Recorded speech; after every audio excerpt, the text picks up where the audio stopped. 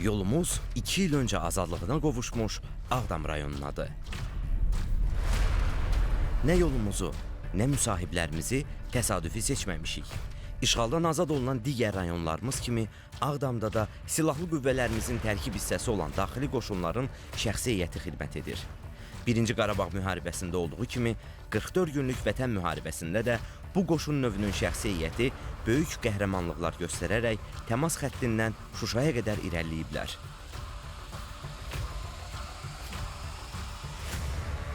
Daşı daş üstə qalmayan Ağdama baxdıqca kədərlənməmək olmur.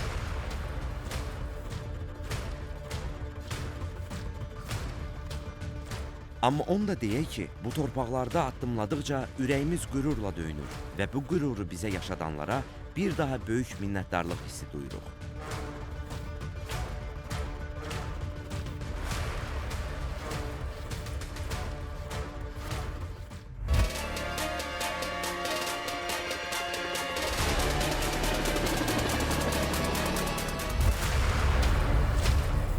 Bəli, sevgilərin ən ulusu torpaq, vətən sevgisidir.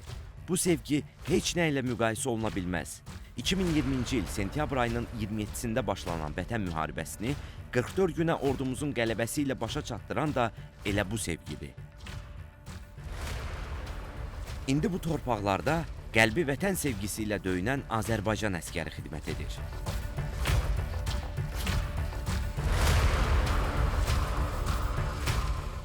Daxili İşlər Nazirliyinin daxili qoşunlar xüsusi olaraq işğaldan azad olunmuş Ağdam rayonunda xidmətinə fəxr edirəm.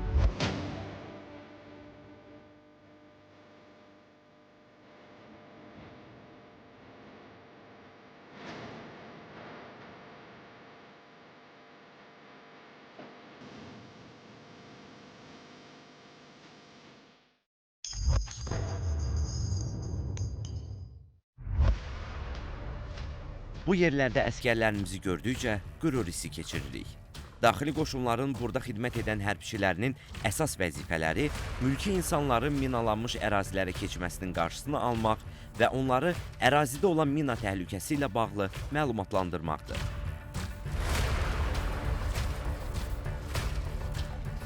2020-ci il sentyabrın 27-sində Cənab Ali Başkomandanın əmrinə əsasən Azərbaycan ordusu əks hücum əməliyyatına başlayaraq işğal altında olan torpaqlarımızı 44 gün azad etdik. Mən Daxili İşlər Nazirliyinin daxili qoşunların xüsusi təyinatlı hərbi qulluqçusu olaraq işğaldan azad olunmuş Ağdam rayonunda xidmətimlə qürur duyuram.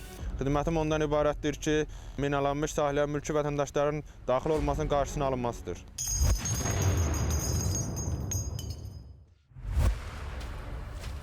Bura 27 il gözü yolda qalan Ağdam rayonunun mərkəzidir. 27 il hər daşı, hər qayası düşmən əlində yolumuzu gözləmiş Ağdam bugün çox xoşbəxtdir. İndi onun qoynunda öz əskəri, Azərbaycan əskəri xidmət edir. Tezliklə bu yerlərin daimi sakinləri də qayıdacaqlar və Ağdam daha firavan günlərinə başlayacaq. İllərdir xalqımız kimi biz döyüşçülərin də arzusu oydu ki, işğal altında olan torpaqlarımızı azad edilək və 2020-ci il 27 sentyabrında başlanan vətən müharibəsində iştirak etdik və öz torpaqlarımızı 44 gün ərzində işğaldan azad etdik.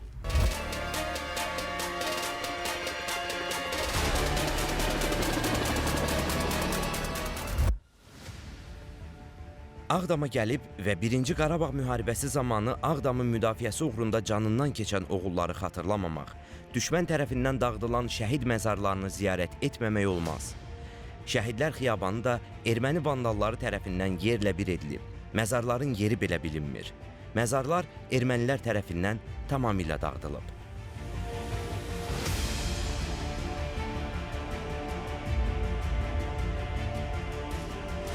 Bu da Azərbaycanın milli qəhrəmanı Allahverdi Bağırovun məzarı.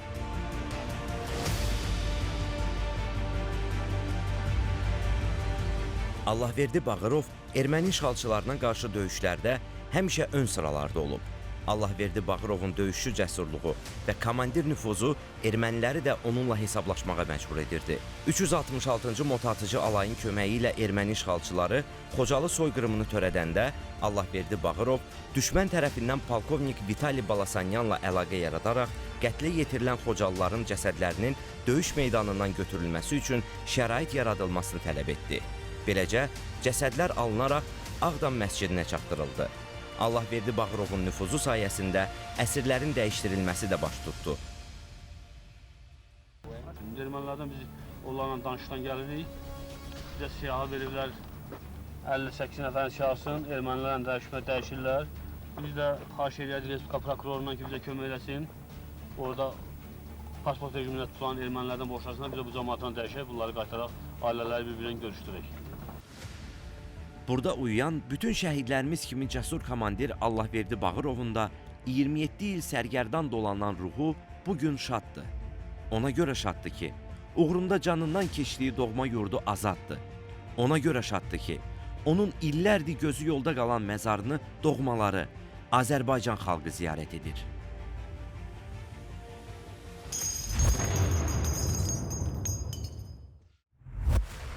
Ağdam rayonunda çəkilişlərimizi yekunlaşdırıb, düşmən tapdağından azad olunan digər rayonumuza, Füzuliyə yollanırıq. Füzulidə çəkilişlərimiz axşam saatlarına təsadüf edir. 2020-ci il sentyabrın 27-sində cənab Ali Baş Komandanımızın əmrinə əsasən işğal olunmuş ərazilərimizin azad olunması üçün bir an belə geri çəkilmədən daim irəli addımlayaraq qarış-qarış torpaqlarımızı işğaldan azad etmişdir. Mən Daxili İşlər Nazirliyinin daxili qoşunlarının xüsusi təyinatçısı olaraq bundan qürur duyuram ki, işğaldan azad olunmuş ərazilərdə, həmçinin Füzuli rayonunda xidmət edirəm. Xidmətimiz ondan ibarətdir ki, minalanmış ərazilərdə mülki insanların, maşınların keçməsinin qarşısını alırıq, onların təhlükəsizliyini təmin edirik. Havanın qaranlıq olması daxili qoşunların hərbi qulluqçularına mane ola bilmir. Onlar qaranlıq havada da ərazini diqqətlə müşahidə altında saxlayırlar. Gecə gündüz isti soyuq demədən ayıq-sayıq xidmətimizi təşkil edib aparırıq. Yarandığı ilk gündən daxili qoşunların şəxsi heyəti vətənə və dövlətə şərəflə, ləyaqətlə xidmət edib və bu gün də etməkdədir. Bugün Daxili İşlər Nazirliyinin daxili qoşunlarının xüsusi təyinatları qarşısına qoyulan istənilən döyüş tapşırığını yüksək keyfiyyətlə yerinə yetirməyə qadirdir. Daxili qoşunların xüsusi təyinatları 44 günlük vətən müharibəsi zamanı torpaqlarımızın işğaldan azad olunmasında çox mühüm və müqəddəs bir missiyanın uğurla həyata keçirilməsində böyük şücaət və qəhrəmanlıq göstərmişdir.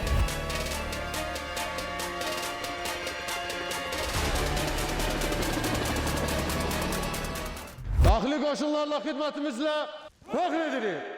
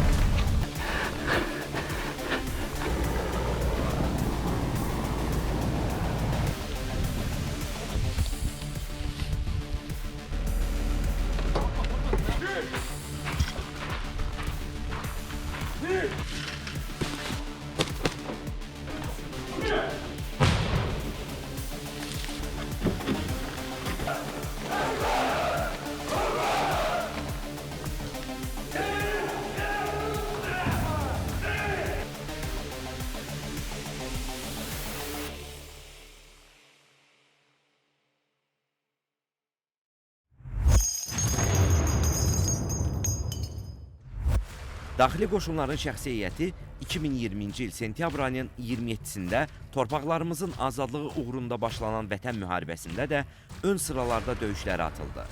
Onlar 90-cı illərdə atalarının, əmilərinin, böyük qardaşlarının başladıqları yolu uğurla davam etdirdilər.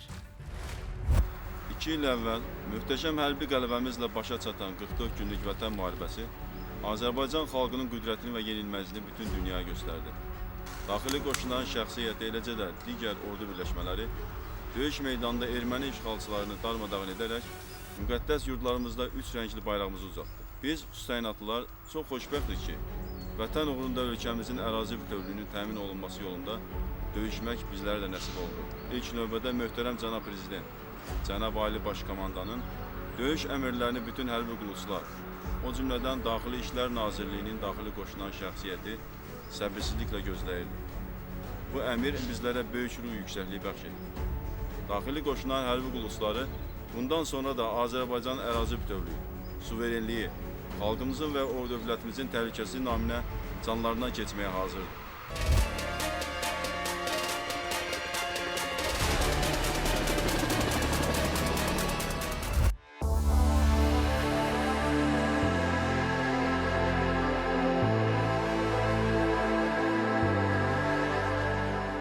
Azərbaycan Prezidenti Silahlı Qüvvələrin Ali Baş Komandanı İlham Əliyevin diqqət və qayğısı sayəsində daxili qoşunların peşəkar hazırlığı əsaslı surətdə yüksəldilib.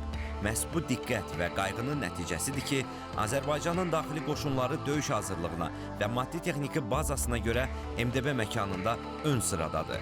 Dövlətimizin başçısı sistemli şəkildə daxili qoşunların hərbi hissələrində əskər və qulluqçular üçün yaradılan şəraitlə şəxsi heyətin döyüş hazırlığı ilə maraqlanır, onların təminatını daim diqqət mərkəzində saxlayır.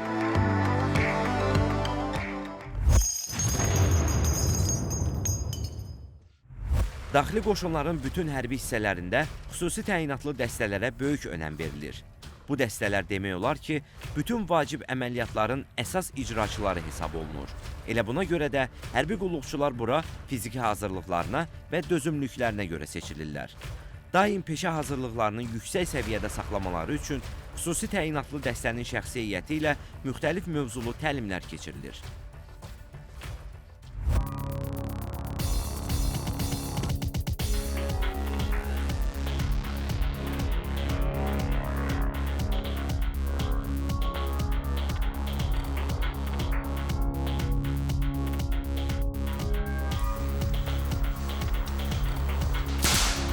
Keçirilən xüsusi təlim və məşqlər, qarşıya çıxan döyüş tapşırıqlarının istənilən hava şəraitində və ərazi relyefindən asılı olmayaraq müvəffəqiyyətlə yerinə yetirilməsi üçün zəmin yaradır. Praktiki məşğələlər şəxsiyyətin biliş bacarıq səviyyəsinin artırılması üçün əsas amillərindən biridir. Xüsusi taktiki təlimlərin praktiki icrası üçün şərait yaradılmışdır. Şəxsiyyətimiz qarşıya çıxan hər hansı bir döyüş tapşırığını müvəffəqiyyətlə yerinə yetirməyə daima hazırdır. Əmri alan xüsusi təyinatlı dəstə şərti cinayətkar qrupunun gizləndiyi əraziyə doğru irəliləyir.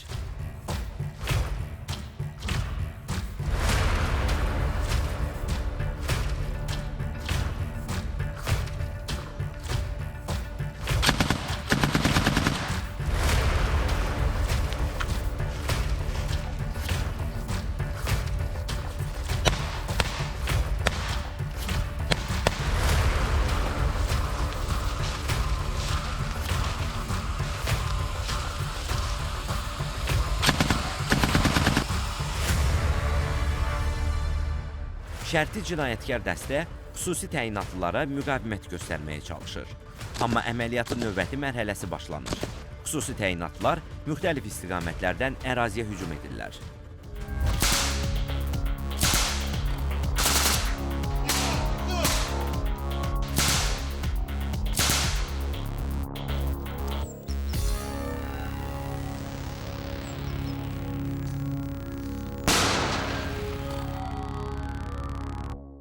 Təyinatlının hərbi qulluqçuları əsasən zabit, gizir və müddətdən artıq hərbi qulluqçulardan ibarətdir. Xüsusi təyinatlı olma, xüsusi təlimlər və çətinliyə dözmək bacarığı olmaq deməkdir. Xüsusi təyinatların keçirilən məşğələlər əsas məqsədi real şəraitə uyğun olaraq çətin relyef ərazidə keçid, müxtəlif şəraitlərdə kəşfiyyat, pusqu və diversiya kəşfiyyat tədbirlərinin keçirilməsi vərdişinin öyrədilməsidir. Xüsusi təyinatlı dəstənin təlim məşqləri bununla yekunlaşmır. Onlar başqa bir ərazidə qurulmuş maneələr zolağını dəf edirlər.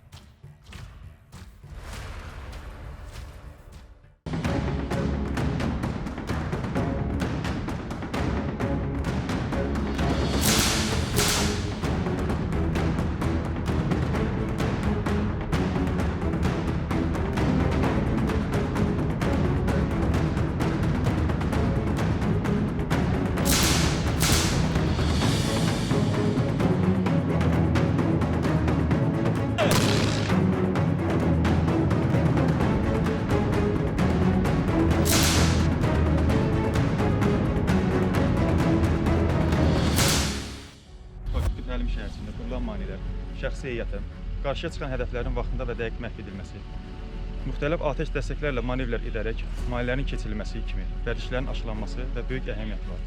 Bizim xüsusiyyətli komandalar hiyləgər düşmənin dövlətimizə qarşı edə biləcək hər bir təxribatına qarşı daima hazırdır.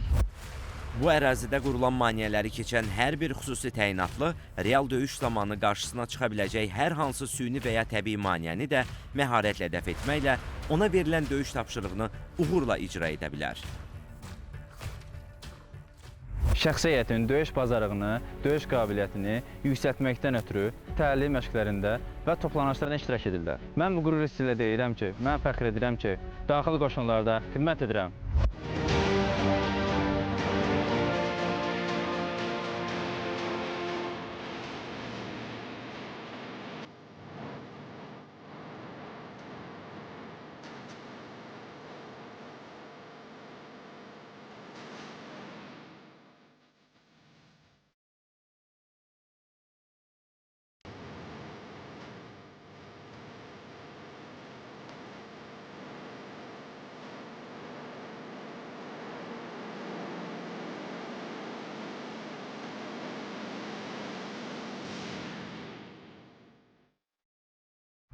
İstənilən hava şəraitində və ərazidə döyüş qabiliyyətini yüksək səviyyədə saxlamaq əsas şərtlərdəndir. Biz xüsusi təyinatlılar mütəmadi olaraq fiziki hazırlıq məşğələlərində bacarıqlarımızı artırırıq.